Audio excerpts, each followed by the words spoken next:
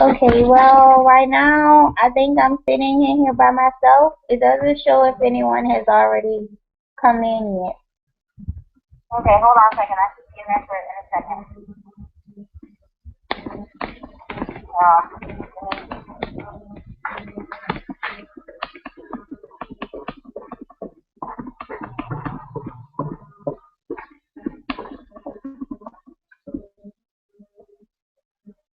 Okay. Okay, let's do that. Uh, Oh, look! So, Wesley is in, but I'm gonna put on a different shirt because,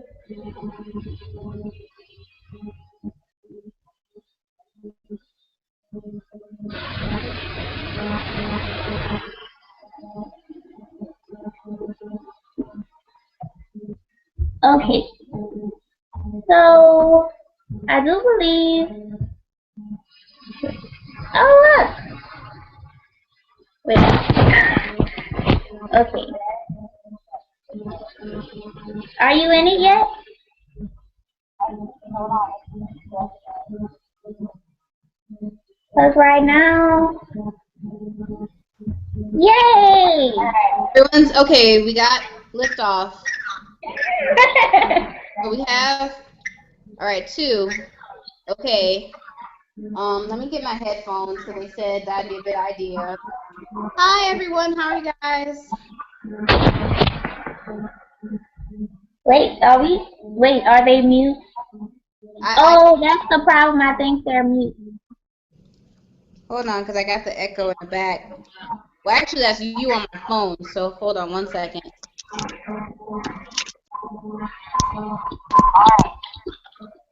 Okay. Nikki? Yes. All right, hold on. I'm about to hang up with you on the phone and see if I can hear you in the background. Okay. All right. Nikki, all right, can you hear me still? Yeah, can you hear me? Yes, I can hear you. I can't see you. Yeah, that's because. Oh, all right. I see a shadow. Okay, we're at 5:46. All right. Let me just make sure. Start. All right. Hi, you guys. Hi. I can see you, kinda. We're just making sure that everything is flowing smoothly. How are you guys doing today? We're doing good. How about you? Doing excellent, excellent.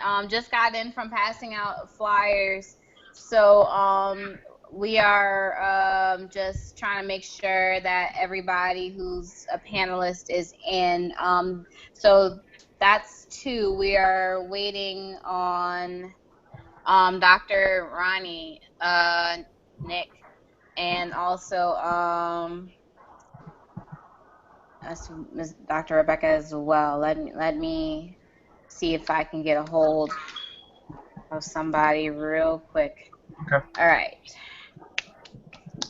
But everything sounds good so far. I can hear you guys really clearly. So let me log in over here and see if what we got. Okay. All right. Or computer. I don't have information on the call. Okay. Someone's trying to get in. I don't know how long ago she emailed me. Computer. Okay. All right. Let me just do this call really quickly. One of our other panelists is trying to get in. So I'm trying to get them in right now. All right. Let's see. Here we go.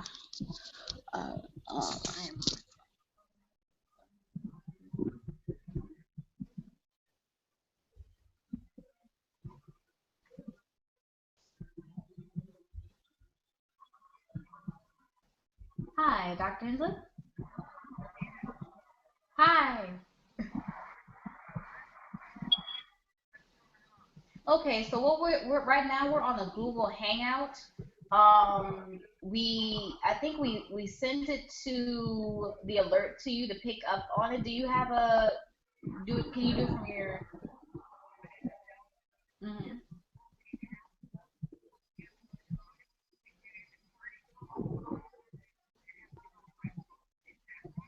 Well, no, it shouldn't. I mean, if you have a computer or like an iPad, you can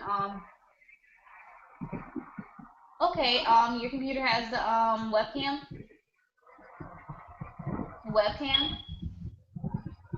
Okay, so let me see. I'll send you the hey Nick, can you resend the alert to Dr. Hensley, please? Oh, So, because if you're on your computer, we'll do it from your computer, and you just,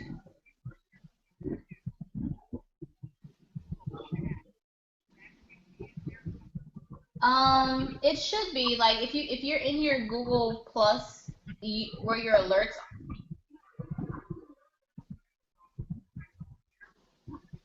Yeah, yeah. If you go into the alerts, it should allow for you to open up on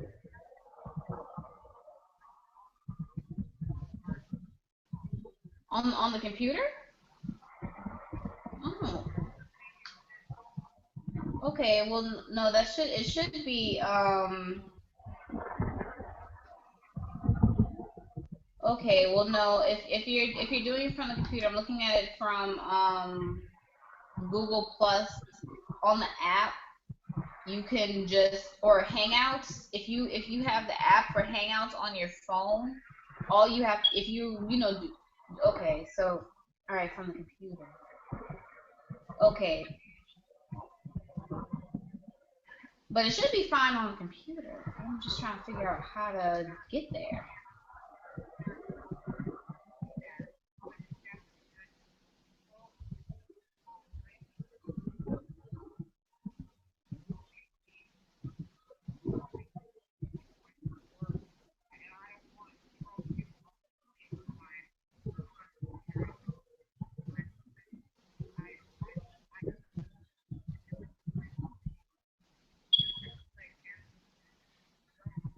Right. No, it should be. Can you give me 1 second? Let me see if I can get somebody to help you in. Um, okay, so we're having just a tad bit of a technical difficulty trying to get Dr. Hensley in. If she's on her laptop and and she's in like Google notifications or whatever, and it's someone asking her to call, she should just have to click on it, and it would direct her right to the call. Because I can only see from what I got over here. And we're just trying to get her into the video.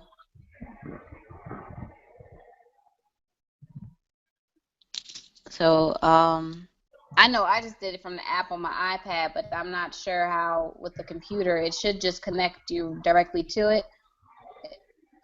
Someone, yes. Are you looking at your Google notifications? What? Are you looking at your Google Plus notifications? I'm trying to look at, well,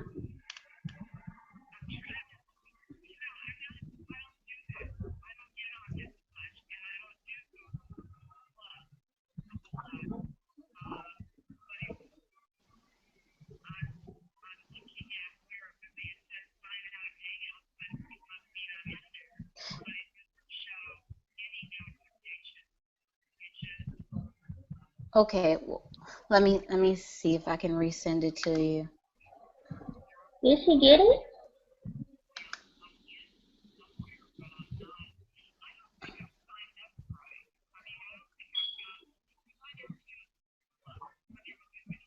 Okay, well, let me try and get you in, because I think you may very well not be in. Let me see if I can get to you really quickly. People in this hangout. Oh no! Oh, all right. You sent the wrong one, Nick. I Oh, think okay, what's the name? it's Dr. Rebecca Hensley, not Hollingsworth. Okay. That's another one. So we need to get her out. And okay, we're resending it to you. So we need to remove. It's not letting me remove, but we're about to add you in to this particular Even the handle. spelling of that, do you know it? Do you know the spelling of her last name? Like,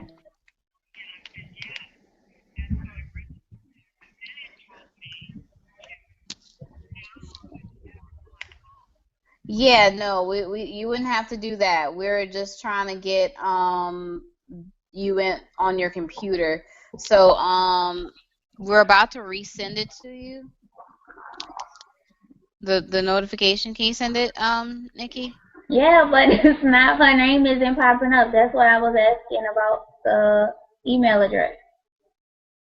Oh, her email address. It's is it? Could you let me get your email address one more time? 1 second. It's rebecca.hensley@selu.edu. Rebecca, Hins. No, Hensley. Okay, she's working on getting it to you now. SELU. Hello. Yeah. Okay, let's see. Okay, I just want to make sure I have this right. Okay, Rebecca.Hensley, HENSLEY @SELU.com. Yeah, at selu.edu.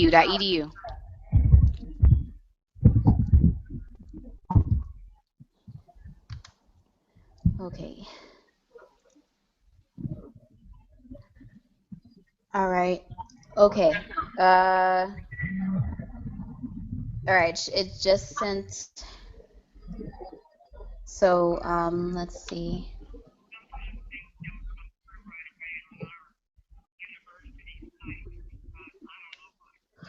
Oh. Yep. Gotcha. There. Yeah. We just had a little tech thing.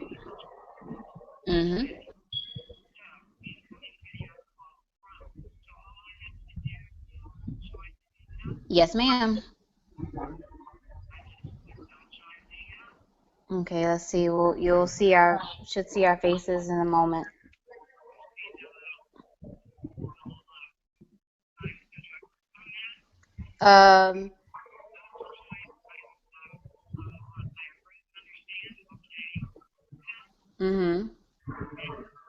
You should be in just a moment. I don't see you yet.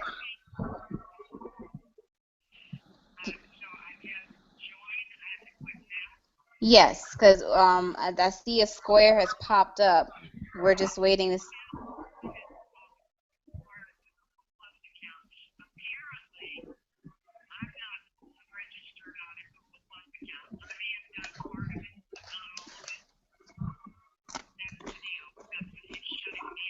Oh, it shouldn't be though because I'm through a Hotmail account. So.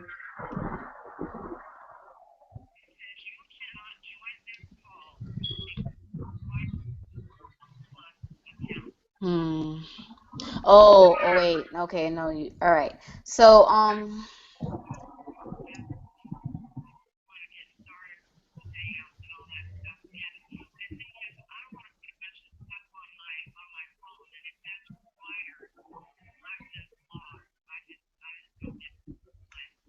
okay. Well, no, it wouldn't require it on your phone. It's just simply just having your Google account through your whatever regular email.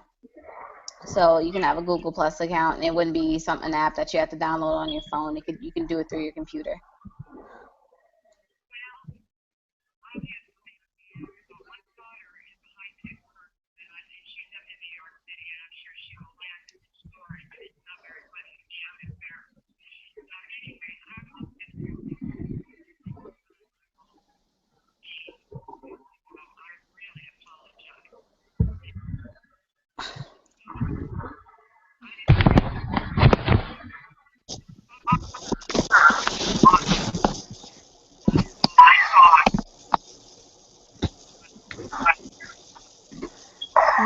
Well, thank you though. We appreciate you trying.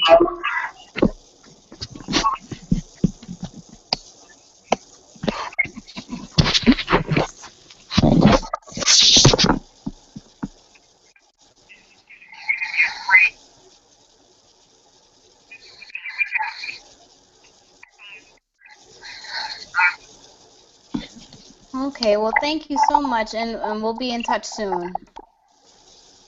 Okay, well, thank you. We'll talk soon. Bye-bye. Hello? Okay, all right. We've actually just lost a panelist because she can't quite figure out how to get in. So we're just going to push forward. It's 6 o'clock, and we're just going to go from there. All right. So let's see. Let's see where we are. So we can get everything going. Can everyone hear me?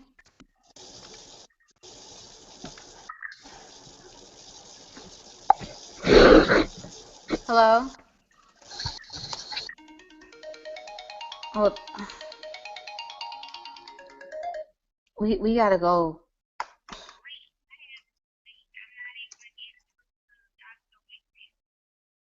We gotta start, and he's gotta call in because it's 6 o'clock. All right. So just log into the thing and tell me if you can see what's going on. All right. Okay. All right. Let's press forward then. All right. All right. Can everyone hear me? Yeah. Yes. Rashida and Wesley, so far we have you guys. We are waiting for another panelist to come in. We're not sure where they are right now, and we've just lost another panelist. So we're just going to push forward, of course, and get the ball going, and just make sure that we get what we can done. So thank you guys for being in with us for sure. To do this panel. I'm just making sure that we can see it from the other end. Have it pulled up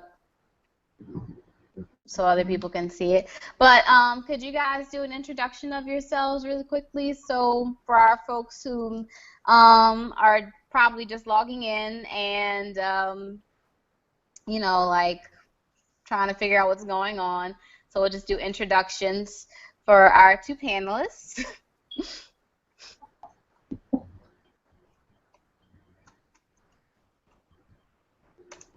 I can't hear you guys. Oh, sorry about that. okay. Hey, my name is Wesley. I'm a native of New Orleans. I currently serve as the project coordinator for the Welcome Table New Orleans. It's a race reconciliation and community building initiative out of the mayor's office with Mitchell Andrew.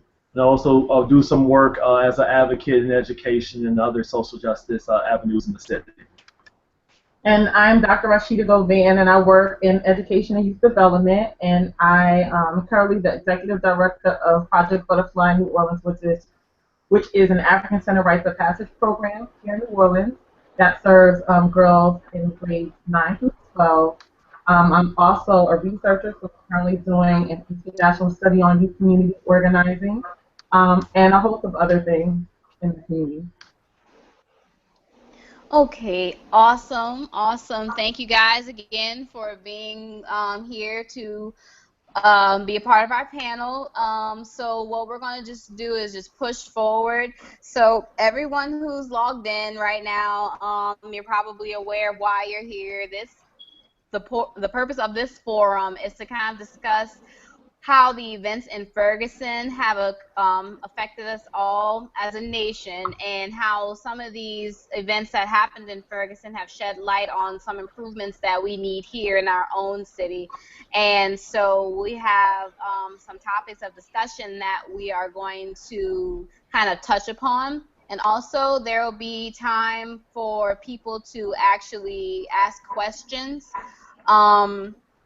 throughout, well, towards the end. So if you are on Twitter and watching this as well, you can use the hashtag SEPT6CTANOLA, September 6th, call to action NOLA. So the same hashtag that everyone's using, SEPT6 CTA, just throw on a NOLA at the end. So I'll be checking the Twitter as we go, so we can see if anyone's asking questions.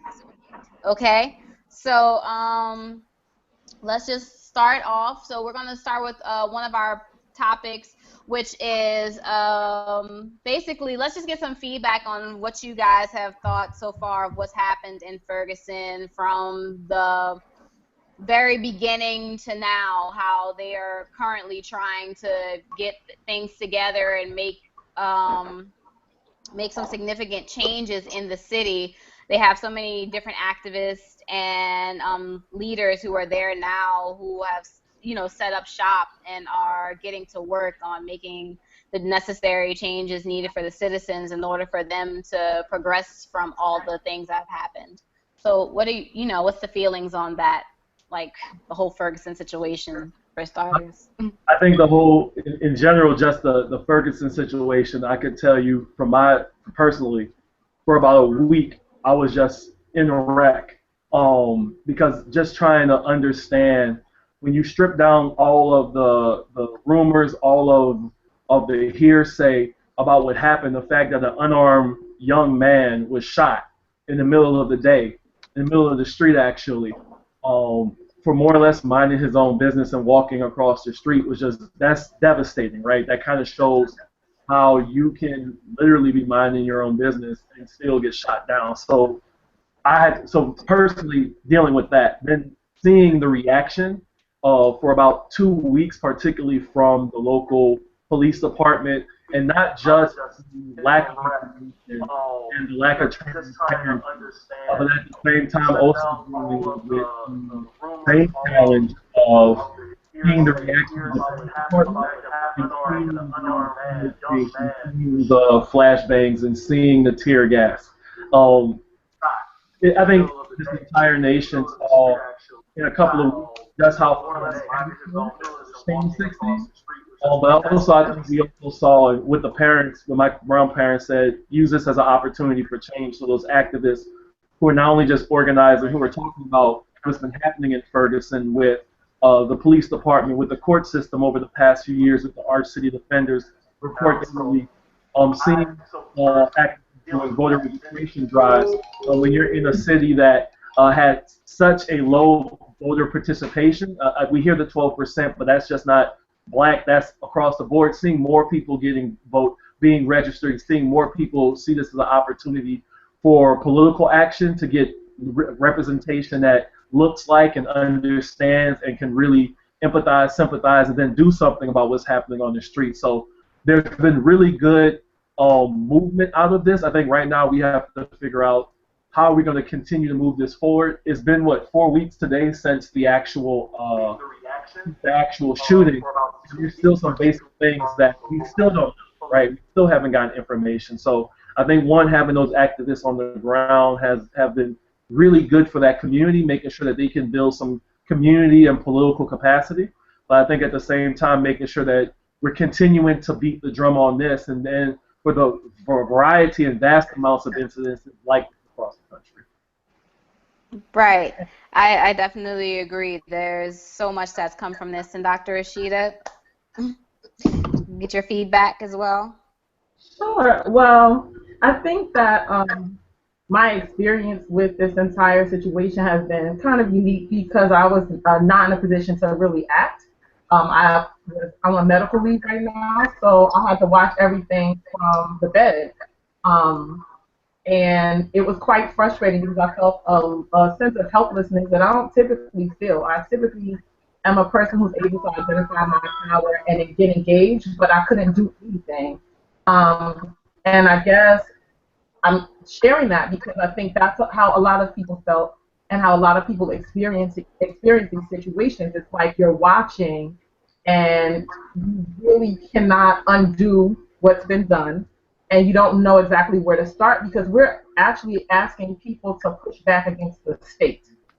And they have power, they have weapons, they have policy behind them, and um, I think that I think the hurt that people feel from their humanity being disrespected and their personhood not being honored, I think that really does not go addressed very often. So there's one piece around political agency and political advocacy that we spent a lot of time talking about, and very little conversations been had about healing and about helping people identify their power in this process. And so for me, that's what's really taken me, um, shaken me to the core and impacted me the most because I see children.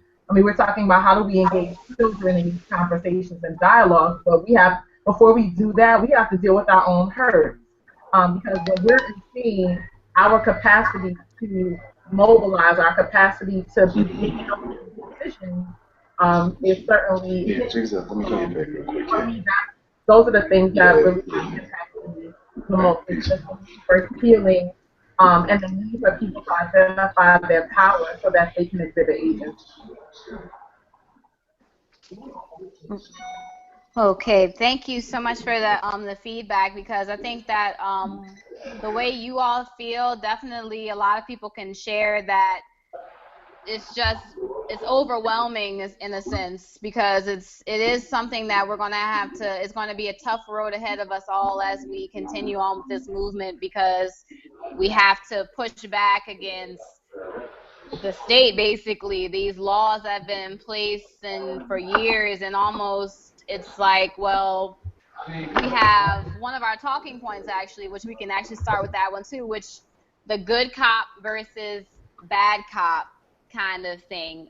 While we're trying to figure out, okay, well, do we push against everybody? Do we push against maybe just the bad cops? How do we weed them out? What policies can we make in order to, kind of get, make sure everyone is protected, but not make it seem as though the entire police force is bad, because there's, different feelings on that. So, I mean, what are you guys' thoughts as far as how we can push forward and have a dialogue with maybe the people who we feel are the good cops, and how, that kind of thing, if that makes, sense there. So I thank you for that question. I think what comes to mind for me is just the experience I've had over the past few weeks, because I have relatives that are police officers and friends that are police officers, and I've been very vocal about my perspectives on this. And I think the response to the question for me is, this is not about an individual. This is about a system. And so, I'm not wholly concerned about the good cop versus the bad cop. I'm more concerned about the system that has been set up that allows for good cops to be in the margins, or that prevents cops or police officers, that is, from calling out their fellow officers when they are exhibiting behavior that is inappropriate, violent, or what have you, aggressive. We need to unpack and deal with the system that allows police officers to continue with this misconduct and protects them. We need to address the system that allows for police to continue to systemically oppress people of color and just people in general and enforce a police state. This is a systemic issue. This is not about an individual good cop or bad cop. So I can say without reservation that police officers that do great things, there are police officers that do horrendous things. There are plenty of people in between, just like every other human being.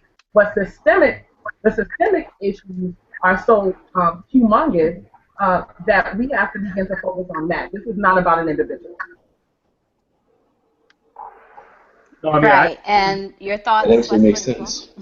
I want just put I'll underline, bold, highlight the same aspect of it. It's a systemic challenge that we have. I mean, we even saw it locally a week or so after everything happened with Ferguson, and they had the young man that was shot in the head during a traffic stop. And the natural reaction was to sit on it for 3 days, right? Is what can we do to make sure that we can protect what's happening and we can ensure that as this gets released, it comes out in the right way. And that's a systemic piece of protect the police or collect the officer first instead of, well, what happened to the actual officer? Like, oh, not officer, what happened to the actual victim, the actual person that was stopped, and how are we making sure that it's they protect and serve first, protect and serve the public first, that is, and now they protect us first and then serve the public. I think trying to make sure that we make that shift that Dr. Bowman talked about, of we have to not attack one person because every police department has bad apples. Every police department also has amazing apples at the same time too. And we have to make sure that we can create an opportunity where there's real accountability between the police department. There's real accountability to a certain extent from the public to that police department. We have to realize trying to kick out some officers is not going to change how police departments or how law enforcement in general are trained and view the public that they're protecting and serving. Right. And that leads us to one of our next points that we have, and that's transparency with our police departments.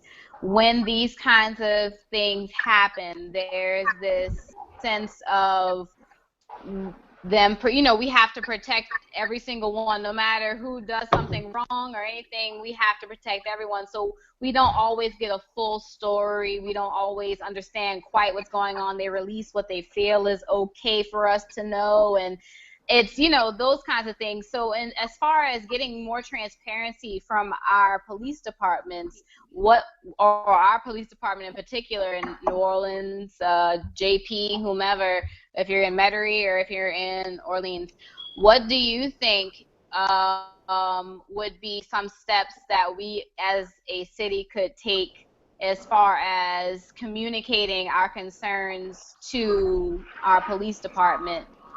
Because you're right, the situation with the individual getting shot in the head and them holding on to that information for 3 days doesn't seem very transparent.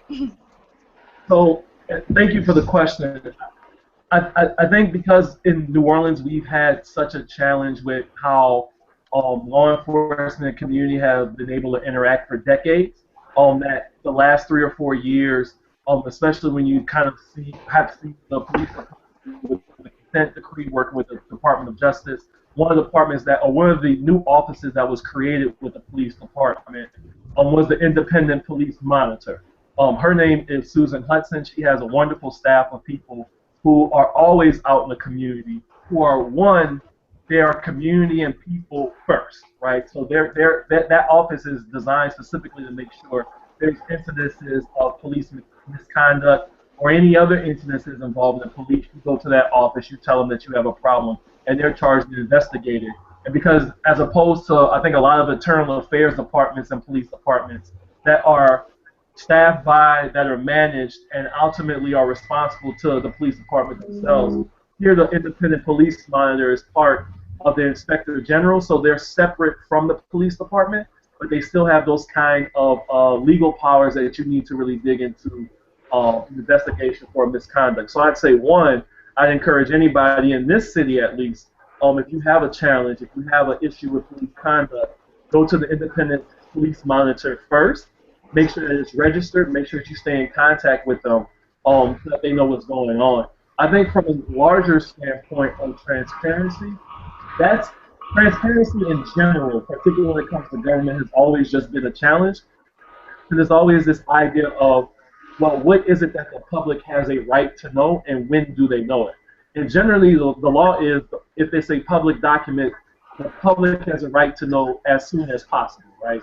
Or within the whole 3 days if you have to do an information request. So for us as community, we have to consistently make sure as we're going to, one, as we go to the police, we're saying, hey, what are your procedures right now for releasing information, right? If it's an incident report, using Ferguson, somebody gets shot, there's an incident report. How long does it take before that's public record? What's the current policy right now?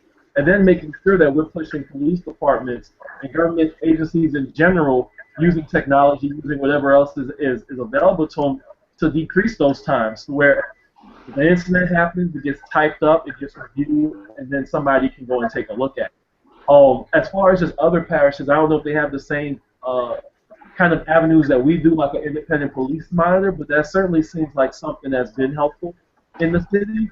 It seems like something that could be one real tangible thing that I think we can fight for communities. Is for there's somebody that independently can investigate police misconduct, and somebody that you know cannot be touched by political pressure or community pressure or media pressure, whatever it may be. Okay, and yeah. I'm sorry. Oh no, I said, what's he speaking of? You got it. Okay. Yes, those are some of the things that are really important, and which also kind of helps us segue into the next point, as in knowing our rights. If anyone was out today passing out the flyers that we sent in the email, we had, a list of our basic rights as when dealing with police officers. Simple things such as your right to remain silent or your right to not consent to being searched or your home being searched and things like that. And in my own experience, I came to find that everyone I handed a flyer to had basically no idea of their rights, or they knew maybe right to remain silent.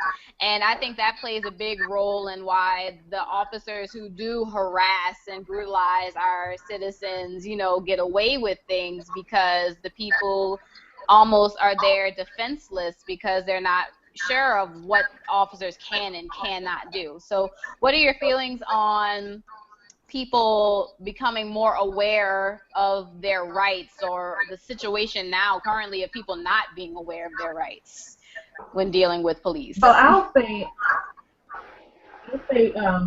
have siblings that are attorneys and they were in law school. That's kind of some of the work that they did. I have other friends here in New Orleans that are putting together booklets and different kinds of media to inform the community about their rights. But I'll be very honest with you. I've seen like video footage or different types of people engage police or around their rights, like you can't search, push back a little bit, and the treatment that they get can be pretty aggressive and sometimes fearful. So even knowing your rights is not a protection. And so I think that's part of the issue that I'd like to see resolved. I do think you need to know your rights, obviously, because that's what's going to protect you and make you in a situation. But frequently, people will exercise their rights, will push back and still be engaged in negative ways. And I think that I really do believe that the police and other folks in general, when dealing with the public, count on us not following through. And so we have to really position ourselves and like really persevere and exercise resilience, enough resilience to file complaints, to press charges, or to file suit. We have to follow through. And it's challenging, but then that also means as a community, we have to figure out ways to support each other through those processes. Well, I also know that when people do sometimes file reports, sometimes, not all the time, so they can become a target of retaliation. And so we just have to, really, I want us to think about this systemically because these things are allowed to happen. It's very difficult to monitor those experiences. So I think we as a community are going to have to figure out how to document that for ourselves and document that with the powers that be. Those are the local monitors. We're going to have to start to document this more so that it is understood that these are not made up anecdotes. This is actually a trend. So yeah, you need to know your rights, but we also as a community have to support each other and pushing back on the police after the fact, after we find ourselves having our rights violated. Because it just doesn't seem like as I continue to say, our personhood is being respected, our humanity is not respected. Our citizenship certainly isn't. Right. And I think that it's the respect of rights, because I think we've seen with some of the other incidences that have happened this summer, right? You've seen people who have done everything that you're supposed to do with the cops, right? And they still ended up getting beat or murdered, right? It's the one thing that I've kind of picked out of this entire Ferguson situation is the lack of respect, period, from in a variety of different ways, whether it's from police, whether it's from each other. Just making sure that you, at the end of the day, you got to know our rights. You have to know that, but you also got to make sure that you're also putting yourself in a situation where you can protect yourself and your friends, your family that may be around you, that safety. So you want to make sure that you document it. You always want to make sure if you can tape it that you're taping it. But you're not doing anything wrong by taping. You're not doing anything wrong by making sure that everything is being documented. We just also have to make sure that we also don't use that very rarely as an opportunity to kind of say, oh, see, this is happening, see, this is happening. Because the one thing I'm concerned about, once again, going to respect is, if a person, if it's an officer has a gun or they have a knife, right, and you don't, no matter what you do, you still want to make sure that you come out of that situation alive. So, and that's the number one thing I think that I would say out of all of this, document, know your rights, you got to stay alive, right? Because I think systemically, as more and more people who are trying to stand up for their rights, they're being killed, right, or they're being brutalized or whatever. This is an intimidation tactic. That's part of what the system does. They're going to try to make sure people are discouraged to document, right? But we also want to just make sure that we can give people the respect that they need and make sure they know the rights that they have. Right. So one thing that I think everyone who's watching can pull from that is the biggest point is systemic awareness, because overall we have to not look at it as just individual incidences that are happening, but just the overall view and how we can go forth from there. And so that leads us to one of our final points is how do we mobilize as a community to, I guess, attack, not, I wouldn't say attack them, but how to address this in the most effective manner possible, because we want to make sure that despite everything seeming to have calmed down, we do not lose the momentum and we continue to press forward to make these necessary changes, and also, show people who may not believe in this movement, yes, this is something that's very important to us and we want you to be on board. So, come to this teach-in, come to this rally. So, what are some things that we can do to really kind of get the ball rolling here in New Orleans as far as making the necessary changes? Well, I think one of the things I like to think about is involvement looks different for different people. And so I think like some of the conversations that I've been having with folks, I hear a lot of complaining that people aren't doing enough, or people won't come to this rally, or why are you doing this rally? So start with getting where you fit in, right? Rallies have value symbolically. Rallies show strength in numbers, show that there's some solidarity. But if they don't even influence a policy ever, what rallies do is create a space for community to heal. And that is a critical component of movement work, healing. Second, I think when I say get in where you fit in, you have to figure out what gifts that you bring to bear to advance this movement. And so, like, I think I work with young people, and it's often they're like, well, how do I serve when I'm still trying to learn and grow? But they certainly can say, okay, we're going to have a neighborhood watch. I'm going to make sure that all the young people in my community that are younger than me, I'm going to make sure that they get home safely. Or we're going to model certain behavior that we think is important for us to exhibit as a community, so that we demand respect from others and from each other. I think, again, social media has value. You can exhibit or engage in activism using social media. I mean, with Trayvon Martin, with that entire situation, social media played a tremendous role in elevating that story in the media and making that making it a story that wouldn't go away.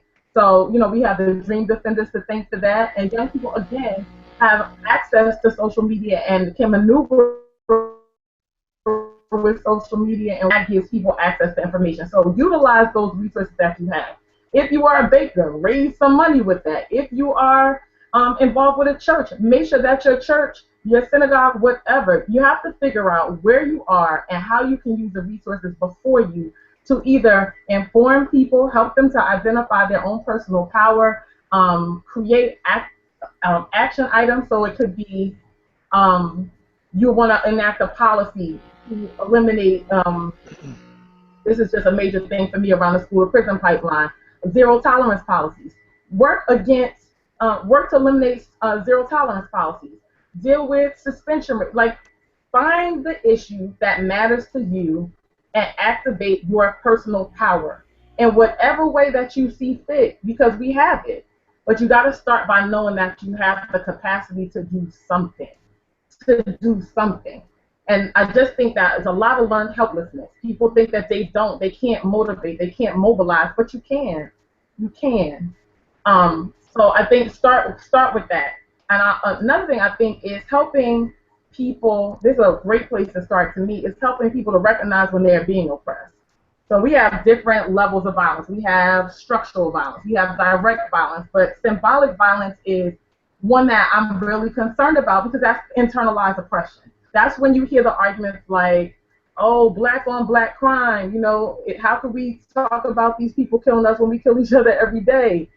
That doesn't, it matters, but it doesn't matter. One has nothing to do with the other, in the sense that your humanity has value, right? Your humanity has value. This person is paid to protect and serve. So I'm rambling, I'm sorry, but I really want people to start. If you can find no place else, start by educating yourself and learning to critically analyze what you are experiencing.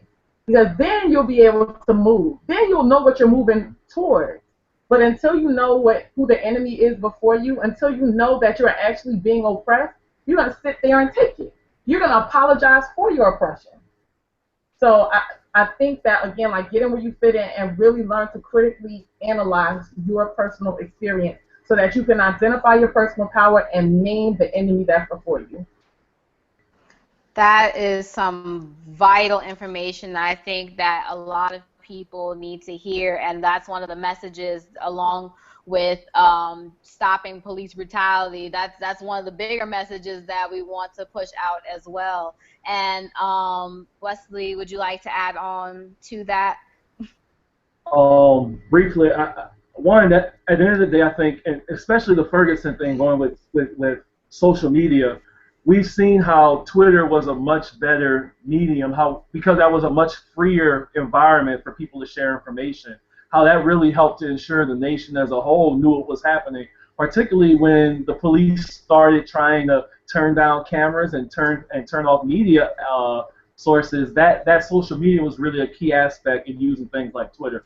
And going to the narrative, one of the things I've focused a lot of my attention on is making sure that we're just beating back this narrative on black crime.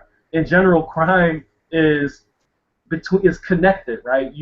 Crime happens to people who know each other for the most part. And saying black on black crime, well, there's white on white crime and Asian on Asian crime, reinforcing them and saying these narratives over and over again without challenging them just allows down the line additional people to be able to take away rights, to take away humanity. And we kind of saw that with some of the reaction with Ferguson. I also think what we need to try to make sure that we're doing in this particular community is just reconnecting each other, reconnecting through each other, reconnecting, rebuilding communities and whatnot, through rallies, through activities, because it's that reconnection of community that we've missed in New Orleans, why things are happening the way that they are. We don't know each other. We don't know our neighbors. We don't know the resources that are around us. We don't know those assets. We don't even know that not all the times the same people who we will be working on the same issues or same initiatives that we are. So what we just want to make sure is that we're consistently trying to reconnect. I think if we rebuild this community, if we realize that we all have a stake in what's happening, and that we all have a responsibility to do something about it, about police brutality, about taking away humanity, about sort of the structural and systemic oppression that we're dealing with, then we can actually move forward. You know where you can start by going to all of these articles online where they're sharing information about the issue of police brutality, and start to track these comments. Start to track these comments and begin to raise awareness about the level of racism, within our community, so that we can begin to unpack that. I think that is a great place to start. I think there was a question. I'm sure you're going to get to it, but I wanted just to address it really quickly, where they said, how can African Americans and white folks partner together to address these issues, and how do they do that individually and collectively? I think that white people have to begin to do the work within their communities to address racism and racist ideology, and the ways in which it permeates their behaviors and their thinking. And this is not all white people, obviously, but those individuals who are able to identify. All of us have been impacted by racism, by the way, but begin to unpack that within your community. Begin to name the stuff and call out the behaviors of the people in your community and your family. Do that tough work of calling racism out on the table, and beginning to push back on that. That is very important. It is very important. And the same thing with us. We need to do the work of educating our people about ourselves, so that we don't continue to have this very view and perception of ourselves. We cannot be in solidarity with one another if we don't love ourselves first. I agree. I definitely agree. And these are all really excellent points that I hope everyone is taking in. We have to make sure that we not only do the external work with the policies and things like that, but we have a lot of internal work to do that's going to play an even bigger part in us getting to where we're trying to go, which is equality across the board. And so far, it's looking as though, because I'm sure everyone's kind of caught on now. We're going to have a few more panelists, but we had some technical difficulties and things of that nature. So the conversation actually may be able to wrap up sooner. So I'm not seeing any questions from our Twitter right now. I'm not seeing any questions, but so I'll let this time just be if there's anything you guys would like to add to the conversation, and what you think would probably be the next thing. Like, what would you like to see, basically, the next move be? But there is something I would like to add on in there. Yes. Can anyone hear me? Wait.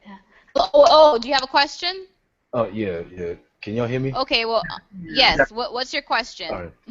Well, first things first, I just got back into town from doing IT, in Atlanta and Texas and stuff like that. So, I'm still kind of amped up right now. I should have been making some notes while I was out there, but the only thing that I can think about right now is finances, like starting some type of finance pool of some sort. I can definitely, within the next couple of days, pull up some type of notes and things like that. I'm just going up. I'm just going off the top of the dome right now. We can start off some type of funding so we can, pool our money together, aggregate it, and give towards something like let's just say, for example, pull up enough money to buy or rent a couple of politicians so we can have some type of voice in the political fields. We definitely don't want to buy anyone. We want to keep this as above the table as possible, for sure. But really, definitely, that's what, do you have a people who want to get out of jail? Well, that's actually right? Who want to have a get out of jail free card. They normally buy politicians to speak for them for right now. And it's kind of like It's kind of like renting a lawyer. Buy out judges or buy out the Orleans Parish Police Department or something like that. I'm just going off the mind, but clearly. Right, but do you have a question for? We want to get our panelists. We'll try and stay in the time frame, and so we want to just definitely get the question out, so that just in case somebody else may have one too. But yeah, our movement is going to be as above the table as possible. Yeah, your question. I wanna ask how and where do we start off with putting some money together to contribute it to something? Mm-hmm. So one, Like I to think so even if it's not necessarily a rent or buy a politician, right? I mean, I had a chance to do a little bit of work at the state legislature, and I know you've had a chance to do work in a few different state legislatures. So it may be as simple as getting a lobbyist, right? Having somebody who can consistently be at the legislature fighting for the issues that affect the community the most, because all has it in Louisiana Family Forum. These special interest groups have them, but you know, like I know, more times often than not, other than our vote, that one every 4 years, there's very rarely times where constituents have direct contact in the way they need to get policy done. So even if it's collecting those dollars and getting the lobbyist who's up there and saying, this is what we need to make sure that police brutality is ended. This is what we need to fight to make sure that stupid ass surplus program where the military gives free equipment to God knows what kind of police departments across this country, right? We need people who can fight against those kinds of policies. So one, I think it's a good idea. Two, to start, it's literally as simple as just saying I'm starting a bank account or getting 3 or 4 other people who may be in the like-minded sense and starting to contribute to that fund, right? Because lobbyists are not expensive, but they can be, right? But I think this is oh as simple as yes. that's what Rashida said. All it takes is one person to say, I'm starting a fund to get a community lobbyist, right? This is what this community lobbyist is going to fight for. He's going to fight for these 3 or 4 things that have come out of this movement, right? And we're going to fund them to make sure they can get policy passed. Because I think we all know that systemic issues don't get changed in one day, right? And policies, particularly transformative policies, don't happen in one session. But we do need somebody who's consistently up there fighting for the things that we're talking about, fighting for the things that our community needs to ensure that we can get those policies done. So I think from that perspective, that's one very specific way that we can move forward. I also think, I'm not really into buying politicians, but I do contribute to campaigns from time to time, and those are for politicians whom I feel will represent my interests. And as soon as I spend $1 on anything, I'm going to be engaging you on a regular basis because I need the folks that I vote for to represent my interests. And so we really should be identifying politicians that are representing us in this city, in the state legislature, in our city council. We need to identify those folks who we know will be allies for us and who will push these issues. And if we can't identify them, well, they all need to be pressed to address this and make this a priority issue. And in New Orleans is not much different than Ferguson. These same things happen here. And I also want to elevate the fact that women and girls also are victims of police brutality and murder. So this is a community issue that is broader than just a black male issue. I just had to put that out there to send this on the line. But we do need to engage our elected officials and not allow them to kind of bypass this issue. We have to engage them. And that's a really good point. I think the most immediate thing, 8 weeks from Tuesday is election day. Criminal court, every single criminal court judge that had somebody that challenged them is going to be up for election. Civil courts up for election, municipal court. The actual judges that are making decisions and are actually the ones who are going to be hearing these cases, they're up for election, right? And very rarely, and I can tell you, I do political work for a long time. The general public is just not engaged. The public doesn't feel as if they have a say or even understand what they can do to try to really hold judges accountable for what they're doing. So I think really in 8 weeks there's a prime opportunity, and in the 8 weeks leading up to that, to hold judges that are running for re-election. The DA, I think, is running for re-election. He has a challenger. Now is the time to bring these issues to the forefront, particularly for policy leaders, right? If you're trying to do this from a policy perspective, and say, what are you going to do about this? We've seen these situations in Ferguson, or we've seen this. How are you going to handle it from your situation? Okay. Okay, Well, thank then, you guys for the answers for that. And I think that is very important too, that we have to get our community engaged when it comes around to election time, not just simply voting, but understanding who you are voting for and how you as a citizen with putting this person in office have a right to say, well, I think, my interests are important.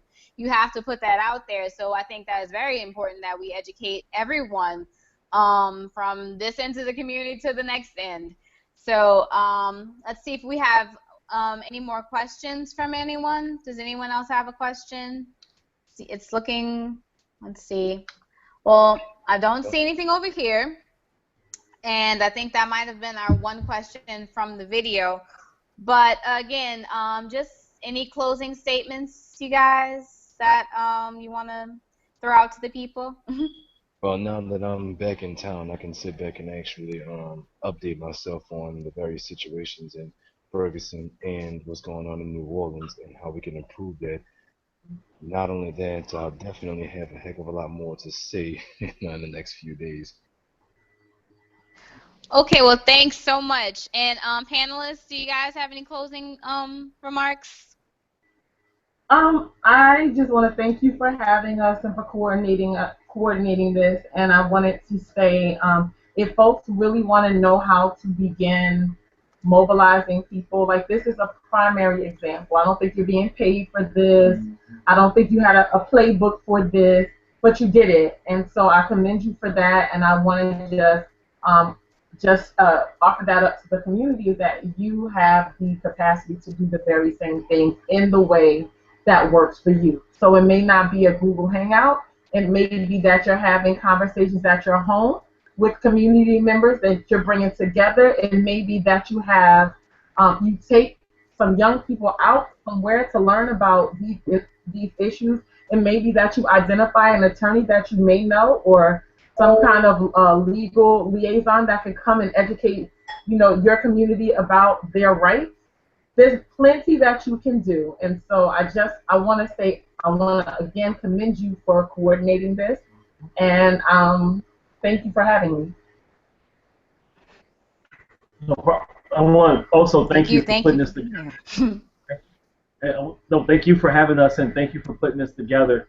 Um, the only thing I would add is that for me, the couple of weeks after Ferguson, and I was just in a bad shape, and I keep remembering that the only way that you defeat this kind of pain, this kind of hate, is just through flat out love and connecting with community. So I just encourage people, now's the time to reconnect, whether it's just saying hello, it's reconnect with some people that maybe you've had a project you've been wanting to work on and needs to get started now.